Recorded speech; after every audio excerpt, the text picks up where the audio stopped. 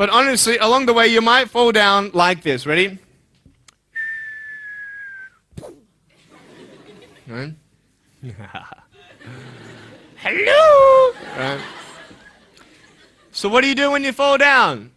Get back up. Everybody knows to get back up, because if I start walking, I'm not going to get anywhere.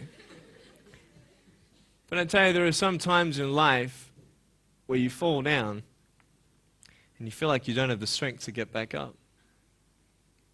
You sort of put a mask on your face when you come to school and pretend that everything's okay when it's not, and you go home and lay in your bed when no one's looking at you, when you don't have to impress anybody, and you're yourself. And fear comes in.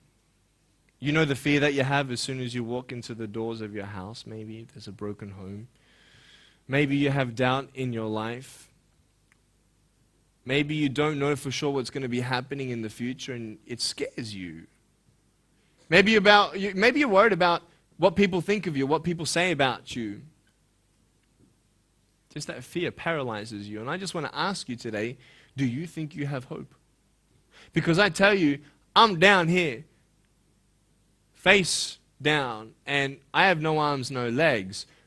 It should be impossible for me to get back up. I mean, you go home and tie the legs and arms of your brothers and sisters and like push them down and see how long it's going to take them to get back up. You know what I mean? You know, you can tell them that you'll see them tomorrow. You know what I mean? But this is the thing. It should be impossible for me to get back up, but it's not. You see, I will try 100 times to get up, and if I fail 100 times, if I fail and I give up, do you think that I'm ever going to get up? No. But if I fail, I try again and again and again. For as long as I try, there's always that chance of getting up. Does that make sense? And it's not the end until you've given up. And just the fact that you're here should persuade you that you have another chance to get back up. There's still hope.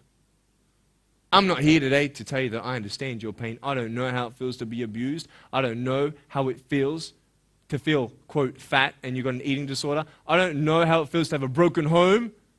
I don't know how it feels. But I know how it feels to have a broken heart.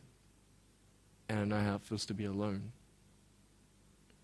And I want you to know that I found my strength in Jesus Christ, and you're going to find your strength in whatever you find it in. But I just want you to know that it's not the end. It matters how you're going to finish. Are you going to finish strong? And you will find that strength to get back up like this.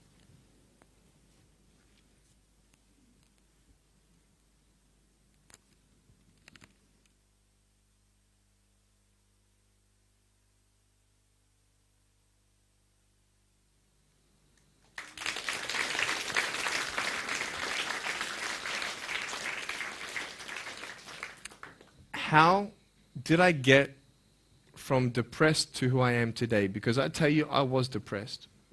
When I was age 8, I used to concentrate on the things I didn't have. I wish I had arms and legs, and I wish I could do this, but what can I do? You see, I have a choice, and that's what I want to talk about today, choices. I can either be angry for not having arms and legs or be thankful for my chicken drumstick. And you see, I can still do a lot of things. At home, I can brush my teeth, comb my hair, get myself ready in the morning. And I'm traveling around the world. It's amazing. But I had to ask myself a couple questions. And the first question was really, who am I? Who am I? I'm Nick Vujicic, but who is that? And it's funny how the friends around you sort of determine who you are. You change yourself. You come to school. And everybody swore around me at high school, so I started swearing. Why? Because it's the cool thing to do. Everybody swears. So I don't want to be left out.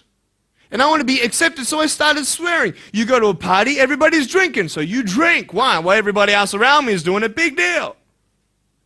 And you start losing yourself, and you start putting your security in temporary things. You start putting your happiness in things that won't last. You can get drunk all you like, but in the morning, you're going to be sober with a headache with the same problems.